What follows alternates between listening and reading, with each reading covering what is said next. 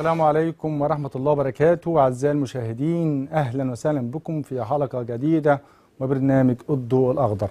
طبعا كلنا تابعنا الفترة اللي فاتت المنتخب الوطني والإخفاق في أفريقيا والحزن الشديد لدى الشارع المصري. كل البرامج طبعا اتكلمت عن عزل الجهاز الفني واتحاد الكورة، لكن وماذا بعد؟ هل قدمنا حلول أو روشتة علاج؟ النهارده إن شاء الله هنكون مختلفين، هنناقش الأسباب ونحاول نشوف علاج مع شيخ المدربين القسم الثاني ونجم نادي المنيا في عصره الذهبي، والد كل من احمد ومحمد ومحمود لاعبي الدوري الممتاز، الكابتن شديد قناوي. اهلا وسهلا بك يا كابتن. اهلا بيك يا حبيبي. اهلا بيك انا سعيد جدا بوجودي معاك. شرفتنا ونورتنا. ربنا يخليك. كابتن، عندنا كده بقى شويه اسئله، عايزين نبدا الاول. شايف مين سبب الاخفاق في افريقيا؟ هل الجهاز الفني ولا اتحاد الكوره ولا المسؤوليه مشتركه ما بين الاتحاد والجهاز الفني؟ هي افريقيا 23 اخفاق كبير جدا للشعب المصري، زعلان جدا من النتائج اللي حصلت. اول مره ياخدوا فينا 7 أهداف، واول مره نخرج بهذا الشكل، ودخلنا مركز ثاني وخرجنا دفاع ضعيف. اذا كنا هنشيل نقول الاخطاء، الكل يتحمل الاخطاء. التعاقد مع فيكتوريا برضه خطا كبير جدا، كتابه العقد خطا، ده بالنسبه للحاجات الاداريه. بعدين بالنسبه للناحيه الفنيه، اختيارات برضه، في اختيارات اللاعبين تقصد حضرتك؟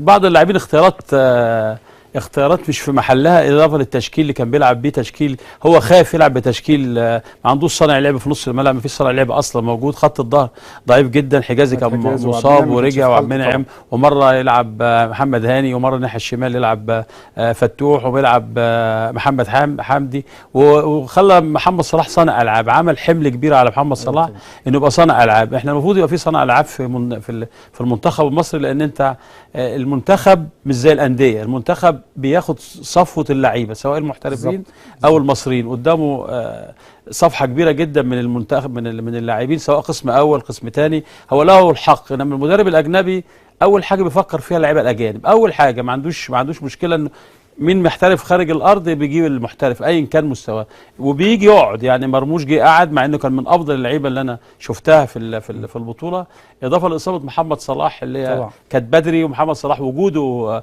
ورمز كبير جدا للكره المصريه. يعني احنا كابتن كان في انتقادات كبيره جدا لمحمد صلاح من بعض البرامج، وتحمل شبه المسؤوليه. وعايز اقول ان اتحاد الكوره صدر محمد صلاح للاعلان. بالظبط، كلامك مظبوط. وقالوا ان مفيش اصابه لا، النهارده الارسنال فايز على ليفربول، ومحمد صلاح ما بيلعبش، والمباراه اللي فاتت ما بيلعبش. دليل ان هو عنده شد في الاوتار الخلفيه. ودي اللعيب اللي زي ده لعيب كبير جدا، علاجه السريع لصالح ناديه وصالح المنتخب. شايف يا كابتن الافضل القرار ان هو يتعالج في ليفربول زي ما عمل، ولا البرامج كلها وكل النقاد قالوا المفترض يفضل مع المنتخب كقائد للمنتخب حتى لو مصاب؟ شايف لا، مفيش حاجه اسمها قائد المنتخب. قائد المنتخب ده لاعب من ضمن اللعيبه، هو اصيب اصابه بالغه، بالنسبه له هو اصابه بالغه، لانه يعني يعتبر من افضل 3 لعيبه على العالم. انما العلاج في ساحه العلاج مش موجود. الاماكن اللي تساعده على الاستشفاء السريع او العلاج السريع او الجلسات السريعه، لان العضله الخلفيه خاينه زي الضمه كده، بتبقى فيها مشكله. فمحتاجه الرعايه السريعه جدا جدا جدا اللي يقدر يرجع بيها، اضافه ان ده نادي بينافس على الدوري الانجليزي. انما اصابته يرجع تاني، ما كان ممكن يرجع في لو وصلنا الادوار التمهيديه. لكن النهارده هو ما لعبش. النهارده وانا راجع ارسنال فاز 3 وهو ما لعبش كمان المره دي. ده دليل قاطع ان هو مصاب. كابتن يعني حضرتك بتقول كان فيه لعيبه، شايف حضرتك ان المدير الفني بيبص للعيبه اسماء بغض النظر عن المجهود والاداء في بعض الفرق؟ يعني بيحاول يعمل توازن ما بين الانديه وفي نفس الوقت بياخد اسماء. يعني مثلا حجازي له فتره بعيد ولعب حضرتك وكان مستواه مش احمد حجاز اللي احنا نعرفه. اكتر من لاعب ما كانش في مستوى، اكتر من لاعب. فتوح ما كانش بيلعب اصلا في ناديه، وكان موقوف وما بيحضرش. انما العندي واللي جابه وتحمل مسؤوليه ان هو يلعب بهذا التشكيل. احنا لاول مره نخرج من 13 لحد النهارده ما فيش ممثل لشمال الصعيد في الدور النهائي او النهائي او دور ال8. ما فيش ممثل للصعيد. النهارده عندك الراس الاخضر لترتيب اللي عدد سكانه 800,000 بيوصل لدور قبل النهائي، وكان امبارح قدم مباراه رائعه. يعني احنا امبارح استمتعنا بالراس الاخضر بادائه لحد الاكسترا تايم. هو بيهاجم، احنا بندافع. يعني احنا حتى كمصر احنا دخل فينا 6 اجوان، والاهداف اللي كانت بتيجي فينا بدل اخطاء دفاعيه. يعني مفيش تمركز، مفيش دفاع بيدافع بشكل جيد، لان الدفاع ما في يعني شفت الكره العرضيه بالشمال او اليمين كلها اهداف. حجازي ومحمد عبد المنعم بعاد تماما عن المستطيل الارضي. كابتن فتره التحضير كانت كافيه للمنتخب، ولعب مباراه وديه فقط؟ شايف ان ده كان تحضير كافي للمنتخب؟ احنا لعبنا برضه الوديه الضعيفه فزنا فيها، اما الماتشات القويه تونس والجزائر ما اديناش. يعني لعبنا تونس والجزائر مباراه قويه جدا، وكان شكلنا مش على هو المستوى الاعلى. اما المنتخب احنا كمدير فني للنادي، انا عندي الوقت الكبير اللي ادرب فيه. المنتخب ما بيدربش زينا كده، المنتخب بياخد الصفوه ويشتغل تكتيك. يعني قدامه اختيارات كتيره، لانه اختيارات كبيره جدا وكتيره جدا، وعدد ايام التدريب بالنسبه له قليله. فالتجمع زي ما في ساحل العاج كده في تجمع، بناء على اللعيبه اللي اختارها بيبدا يحط الطريقه والشكل على كل مباراه بيقدر يلعب بيها. احنا فشلنا في البدايه، يعني البدايه احنا الشعب المصري كان كله فرحان ان احنا هنبقى الاوائل على المجموعه، وده تاريخ مصر كله بيقول احنا دخلنا الثاني على المجموعه بالصدفه. يعني موزمبيق ساعدتنا ان هي تعادلت، ساعدت فرق كتير وساعدت فرق ودخلتنا. فده اللي خلانا شكلنا بقى حلو. الشعب المصري دايما يقول لك ممكن نتغلب في المباراه الاولى ونفوز زي ساحل العاج كده، يعني زي لسه هتكلم عن ساحل العاج، يعني ممكن نتغلب بس نكمل نجيب ست نقاط ونخش يبقى الاول المجموعه. المستوى بيعلى برضه مع المباريات، المستوى بيعلى مع كابتن حسن شحاته لما شفنا قبل كده وهزمنا وكملنا وخدنا البطوله 6 و8 و10. انما الاختيارات بتبقى بالنسبه للمدير الفني الاجنبي همه الاول والاخير هو الاختيار الخارجي. يعني لو جبنا وبعدين اللي خارجي بيقعد احتياطي، يعني جنب مرموش ومحمد صلاح. محمد صلاح لعب مباراه وما كملش، مرموش ماتش ويلعب شوط ويطلع. زيزو في ناحيه اليمين ادى بشكل كويس، من افضل اللعيبه اللي ادوا في الموضوع. مصطفى محمد طبعا، مصطفى طبعا رقم واحد في المهاجمين، لان احنا بنلعب راس حربه واحد وتحتيه 2 اجنحه سواء صلاح او زيزو او مرموش او تريزيجيه. لما تريزيجيه في عز مستواه العالي بينزل، يعني المفروض تريزيجيه بقى اصبح ورقه رابحه معاه، يعني المفروض بينزل على الوقت اللي هو بيختاروا له زي جده زمان. محمد جده كان بينزل وبيجيب اهداف، ما حدش خد هداف البطوله. فمش عيب ابقى بديل وهنزل قوي، انما لما تبدا المباراه في لعيب يبدا المباراه ما يبقاش على المستوى الجيد. اما الاخفاق بالنسبه للشعب المصري، النهارده اقالوا مستر النهارده اقالوه، خد حق شرط جزائي. كتابه العقود حتى مش فير. يعني لما تكتب $200,000 واحنا عندنا مشكله كبيره جدا في الدولار داخل مصر. حتى كابتن احنا مستر فيتوريا تاني مدير فني على مستوى افريقيا في الراتب. اول واحد الجزائر $208,000، تاني واحد مصر $200,000. ده كمان ازود لك الظروف اللي احنا فيها طبعا الظروف صعبه جدا. وبعدين $225,000 دي كتير، مش 200 بس. حاجه ثانيه يا كابتن، كروش كان بياخد عندنا 120، مسك ايران $45. يعني انا مش عايز طبعا احمل. لا الارقام يعني كتيره. رينار الجاي دوت يمسك اللي بيتكلموا عنه، ما ماسك منتخب في فرنسا رقمه كبير. لما يجي مصر احنا اللي بيكتب العقود، لازم يفند العقود. يعني مثلا عدم حصولك على بطوله افريقيا او المركز الاول يبقى فيه بند الوصول. يعني اللي بيكتب العقود دي فلوس دوله، ويبقى ليك مطلق الحريه. لو هو ما حققش الهدف المكتوب في البند انت ممكن تمشي، لكن هو دلوقتي حصل على كل مستحقاته، عدل 3 ماتشات ودلوقتي انت بتديله كل مستحقاته كامله. وخرجنا بضربات الجزاء. وضع اقتصادي طبعا، يعني المفترض يعني الراتب عالي جدا، والمفترض اصلا يقال من غير اي شرط جزائي، لكن اللي كتب العقود لا شروط العقد مالهاش. هو الاجانب عقودهم يعني لو ما خدش هيشتكي ياخد فلوس. انما اللي بيكتب العقد لازم يكتبه بشكل حرفي شويه، ومش حد يروح يجيب لا. يعني مش حازم امام يقول لك هجيب مدير منتخب مصر المدير الفني، لا لازم يكون لجنه فنيه كبيره جدا. كابتن حازم امام تقريبا هو اللي ماسك الملف، ونقدر نحمله فعلا الخطا، لان دي في الاول وفي الاخر فلوس المصريين. هم طلعوا قالوا انها شركات راعي، لكن في الاول وفي الاخر شركات راعي، شركات مصريه اللي بتدي الفلوس دي. برافو. عشان كده بقول مش اي لعيب كوره يبقى مسؤول اداري. مش شرط ابقى جديد قناوي اروح امسك عضو مجلس الاتحاد، لا لازم اكون انا ملم بالاداريات. مش شرط ابقى امسك مدير للاتحاد الفني، امسك انا كرياضي او لاعب كره قدم كبير او سابق، ممكن امسك مدير فني للاتحاد، انما ما امسكش عضو في الاتحاد، لان الاعضاء دول لازم يكونوا عندهم ممارسه كبيره زي اوروبا كده. عايز اسالك سؤال شاغر بصراحه فعلا. كابتن حازم امام وكابتن محمد بركات، نقول بالاسماء، اعضاء مجلس اداره في الاتحاد.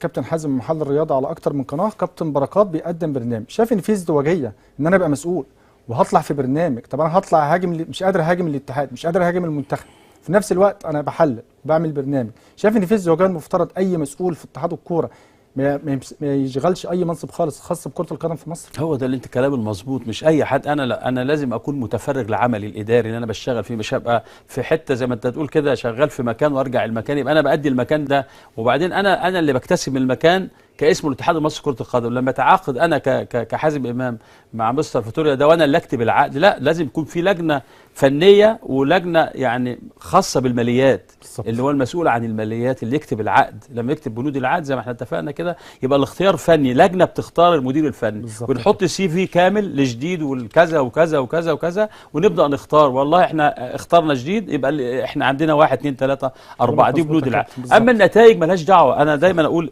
القماشه المصريه مش قويه، القماشه ضعيفه جدا. احنا لازم نفتح باب الاحتراف عشان يبقى عندنا لعيبه كتيره جدا. بالظبط. يعني انا مش جاي اهاجم، احنا مش هنهاجم حد، احنا لا جايين احنا بننتقد من اجل بنحط روجيتة علاج. بالظبط يا كابتن. فروجيتة العلاج احنا مش في مكان هجوم، احنا خلاص الاخفاق تم، والشعب المصري كان لا يرضيه غير اقاله الجهاز الفني. بقول في المقدمه ان احنا هنحاول نقول اسباب ونحاول ندي روجيتة علاج، لكن هستاذن حضرتك هنطلع تقرير في الشارع، اسئله موجهه لحضرتك ونرجع تاني. اتفضل اتفضل.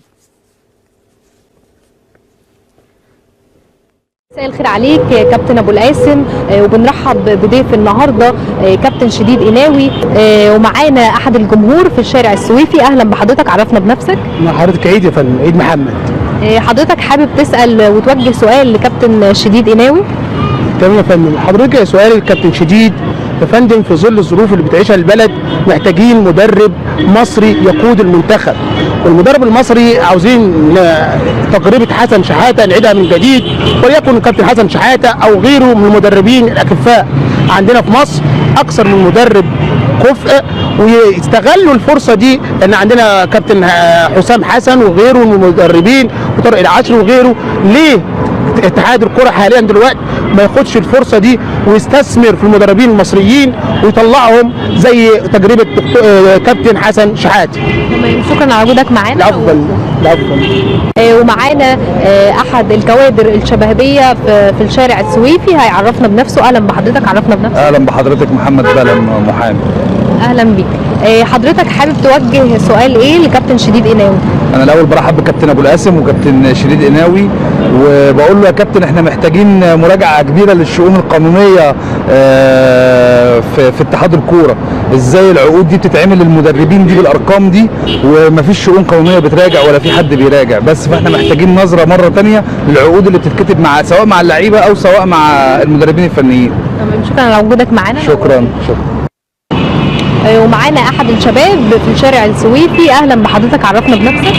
انا مازن سليم، محافظه بني سويف، عندي 17 سنه، وجاي اقول لضيف برنامجكم ازاي اللي عايز توجهه لكابتن شديد قناوي. عايز اقول له ازاي حارس مرمى ما عرفش يصد كوره واحده طول الماتش، ازاي تخلوه يشوط كوره مهمه زي دي. هو اللي حبيت اوجهه. شكرا على وجودك معانا. شكرا.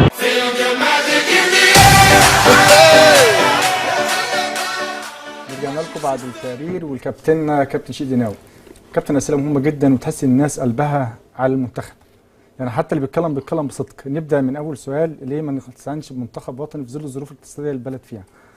عندنا مدربين كتير للمنتخب الوطني، ونقدر نختار مدرب. هم النهارده اختاروا محمد يوسف مدرب عام للمدير الفني القادم، واكيد اجنبي. محمد يوسف خبراته وحصل على بطوله افريقيا مع الاهلي. هو مدرب عام. ممكن المدير الفني اللي جاي من اوروبا ده واللي جاي من اي مكان يبقى معاه جهاز فني كامل، مدرب حراس مرمى ومعد بدني ومعاه مدرب عام. ممكن يبقى وجوده يعني زي معتمد جمال النهارده بالزمالك لما جابوا اجنبي قدم اعتذاره. فممكن المدرب المصري هو عين المدرب الاجنبي، عين المدرب الاجنبي. كابتن استاذ حضرتك قبل ما ناخد السؤال الثاني برضو، ده كل المدربين الفنيين اللي جم كانوا بيجيبوا مدرب عام مصري. المفترض ان جبت خبير اجنبي، فالمدرب العام انا بيستفاد من المدير الفني عشان بعد كده لو مشي يبقى انا اهلت كادر. ما حصلش من 2011 بعد كابتن حسن شحاته ل 2024 ان مدير فني اجنبي مسك ومدرب عام معاه مصري ومسك بعد ما مشي. يعني التجربه دي كانت في الاهلي، كان مستر جوزيه حسام البدري مشي، مستر جوزيه حسام البدري مشي. كابتن محمد يوسف كان رقم 3 تقريبا في الجهاز ومسك مدير فني. لحد دلوقتي بيجي المدير الفني ياخدوا المرتب، ياخدوا الشرط الجزائي ويمشي. السلام عليكم ورحمه الله وبركاته. وده اللي قلت لحضرتك ان المدير الفني الاجنبي بيجيب معاه جهاز فني، هو ما بيعتمدش على المصري، بيعتمد على المصري في الانديه. عايزين يا كابتن نطلع كوادر بقى. نطلع كوادر بقى. انا زي ما قلت لحضرتك منتخب مصر منتخب كبير، حصل على بطوله يعني دي التاسعه كانت هتبقى لينا، انما الاختيارات لما بيجي الاجنبي هو بيختار جهازه هو جاي، انما ما بيعتمدش على المدرب المصري اعتماد كلي، لان يقول لك المدرب المصري هو بيحب بتاع الاهلي بيحب بتاع الزمالك، انما الاختيارات محدوده بالنسبه للاختيار، يعني اهلي زمالك بيراميدز وبعد كده اسماعيلي بقى مصري. ما فيش حد. انت لو شفت في احنا 18 نادي دوري ممتاز، هتلاقي مثلا 16 نادي ما فيهمش ولا لاعب من المنتخب. كابتن ده دليل قاطع على الاختيارات. المدير الفني بيحاول يعمل توازن ما بين لعيبه التيشيرتات الحمراء والبيضاء والصفراء. الضغط بقى، الاعلام بيضغط بقوه، ما حدش قاعد ياخد حارس محمد الشناوي ياخد الاعلام. انا بتكلم برضو دلوقتي، خلينا نتكلم بصراحه اكتر، احنا بنتكلم مصلحه المنتخب ومصلحه مصر. ما ينفعش يبقى بهمه وطنيه افريقيا، ومعالي الرئيس طبعا زار المنتخب في المعسكر، واجي الاعلام يضغط عشان لاعب على حساب لاعب. المفترض المدير الفني والجهاز هو اللي ان هو بيتحمل المسؤوليه الكامله، فدور الاعلام برضو ان هو ما يضغطش نهائي خالص.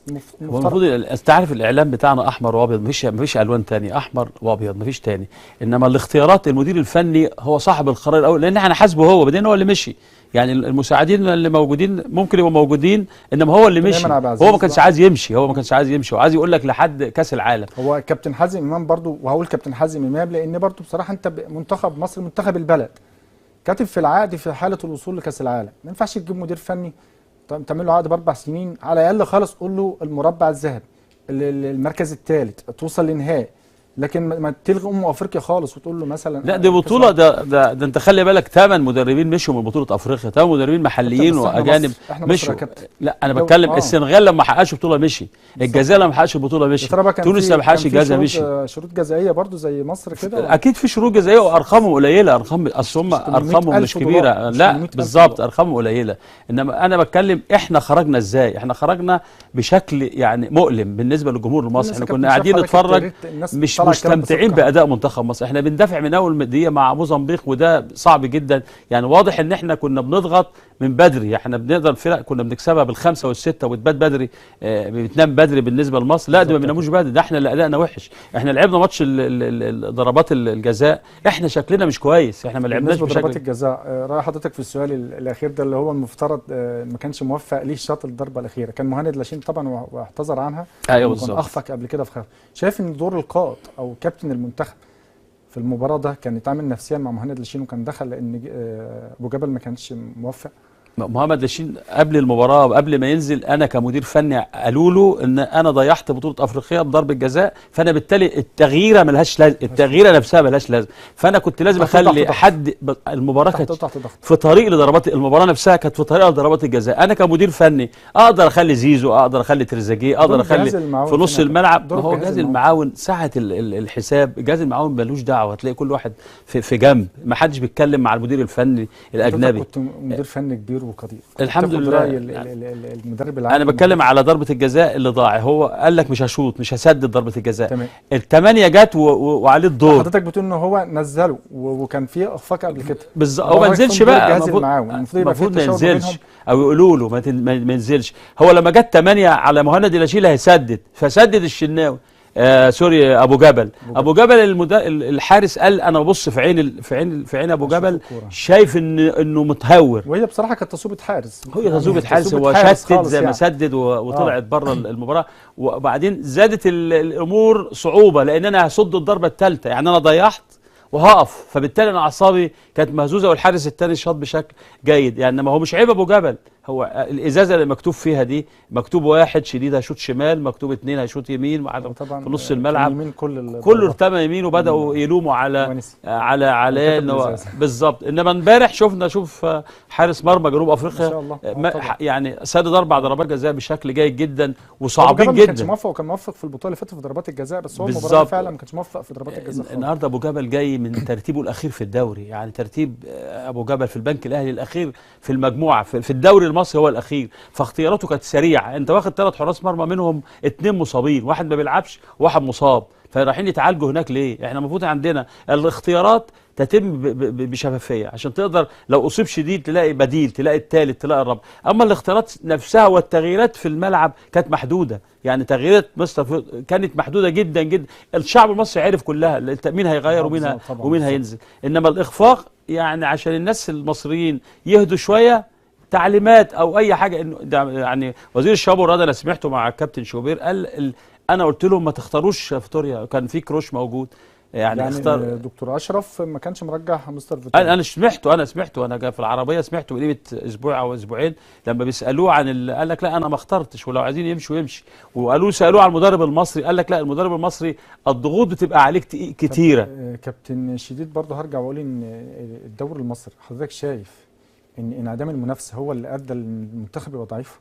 طبعا انا ما فيش مدرب، ما فيش فرقه في العالم بتاخد الدوري 40 سنه، يعني فيش في العالم فيش. يعني ليفربول كان بياخد الدوري السنه اللي قبل فاتت اللي بعديه مانشستر، النهارده ارسنال، احنا النهارده اهلي زمالك اهلي وارقام، يعني فيش يعني عايز اقول حتى بيراميدز اللي دخل ومعاه المال مش قادر ياخد بطوله، ما عندوش جمهور، ما يقدرش ياخد بطوله لحد ما لا نهايه فيش. انما الاختيارات بتبقى اهلي وزمالك، ما فيش اكتر من كده. وزمان متفوق زي محمود حماده مثلا يختاروا من حته بس ما بيلعبش حتى الكره حتى اللي هو ضيعها بالظبط. يعني كابتن شديد شايف مين يصلح لقياده المنتخب في المدربين اللي موجودين حاليا؟ هو في كابتن حسام حسن كويس جدا، اصل هو الاختيارات بتبقى صعبه جدا لان المنتخب صعب. المدرب المصري بالنسبه للمنتخب عايزين ترشح لنا 3 مثلا. حضرتك جيل 2006 و2008 و2010 ما فيهمش مدرب تقريبا الا كابتن محمد شوقي، يعني معظمهم بيحللوا.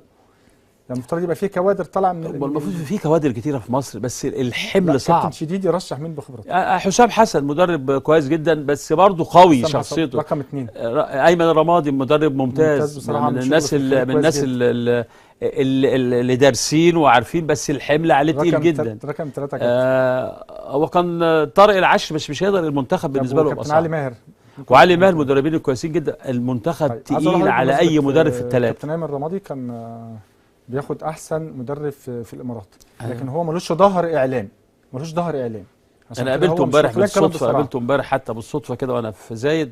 يعني حيته على النتائج اللي بيعملها مع سيراميكا بشكل جيد، وواقف على ارض صلبه لانه معاه مجموعه لعيبه جيدين. فيعني تحدثت معاه، يعني الراجل حتى زي ما انت قلت كده الاتجاهين ابيض واحمر وبعيد بالظبط، يبقى بعيده عن ولو اخترنا اي حد خارج الاهلي والزمالك هتبقى مشكله، ودي المشكله الكبرى في مصر. لازم اختار مشكله كبيره يا كابتن، احنا بنقول ده مصلحه البلد بالظبط. انا عايز اختار المصلحه زي ما انت بتقول كده، اختار المدرب الكفء اللي دارس اللي عارف درايه المنتخب، لان الاختيارات المنتخب بتبقى صعبه. انا لازم يكون مدرب اولا اسمه قوي جدا ودارس كويس جدا عشان يقدر يقود المجموعه بتاع المنتخب. طب لو قلنا كابتن شديد يدوا شتة علاج كده نمشي عليها كده، يبقى حتى احنا كبرنامج نقدر مش هننتقد من اجل الانتقاد ولا بنطبل لحد، احنا بنتكلم لمصلحه المنتخب اللي احنا فعلا قلبنا على قلب البلد دي.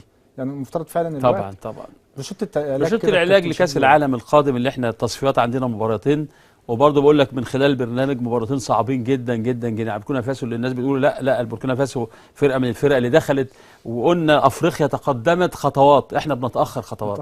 احنا بنتقدم. انت شفت النهارده بقول لك يعني الاربع فرق اللي لعبوا قبل النهائي ما كانش حد مرشح للنهائي، يعني ساحل العاج بحكم الارض وطلعت ورجعت وممكن تاخد البطوله. يعني انا هو معاك ممكن ترشح للبطوله بحكم الجمهور، انما لما نختار مدرب. الفرقه ده كابتن لعبتها كلها محترفه بره، احنا بنجيب بالزبط. من بره يا كابتن ونمضي هنا. يعني اللاعب اللي بيحترف يا كابتن انا بجيبه تاني. في بدايه حديثي مع حضرتك قلنا نفتح باب الاحتراف للجميع، احنا اهلي وزمالك لا للكل نفتح، لان لو عندنا 80 لاعب محترف اخترنا منهم 5 6 مع الموجودين او 7 أو 8 يبقى شيء نقدر نقف على يمسكوا مدرب على ارض صلبه وطني قلبه على قلب البلد بالظبط. انما احنا في الاخر النتائج بتحكم فينا، اي مدير فني هيخفق هيمشي، فلازم يبقى عارف انه يشتغل، لان فعلا هو البطولات زي ما انت قلت كده البطولات ايام معدوده 15 يوم وبتبدا تلعب دوري مجموعات. لو انت خرجت بدري الشعب كله لازم يطالب انك تمشي، ولو حققت الاهداف وانت سوري يعني بعيد عن المستوى الناس بتشيلك فوق الروس. فالنتائج دلوقتي انا كنت قاعد بتفرج الناس حزينه جدا على منتخب، حزينه. انا واحد من الناس مش شاف طريقه، مش شاف اداء، مش شاف شكل المنتخب، تشكيل مش جيد، تشكيل مش. اللقاء معك ممتع جدا حبيبي حبيبي حبيبي، وترشيحاتك هي اللي بتدور في ذهني وبتدور في الناس. انا والله ممتع فعلا مع الحوار، بس للاسف الوقت خلص بسرعه جدا مع حضرتك. لا انا ممتع بيك، حتى ما لحقتش اكمل الاسئله. انا اول مره اجي هنا وانا مستمتع بيك والله. لا والله اللقاء ممتع البرنامج وطالع من القلب حبيبي. يعني طبعا نتمنى ان شاء الله اللقاء وانا سويفي اصلا يعني برضه طبعا عشان لنا الشرف طبعا. اهل بني سويف كلهم كانوا طبعا، فلازم اجاوب على اسئلتهم دول. سعد طبعا بحضرتك وشرفتنا ونورتنا، وان شاء الله يتكرر يا رب ان شاء الله. حبيبي حبيبي. رساله اخيره للقائمين على الكره المصريه: لازم تشخيص المرض علشان ادي الدواء صح، والحل مش في التغيير، الحل في التطوير. نتقابل الاسبوع القادم وحلقه جديده في الضوء الاخضر، والسلام عليكم ورحمه الله وبركاته.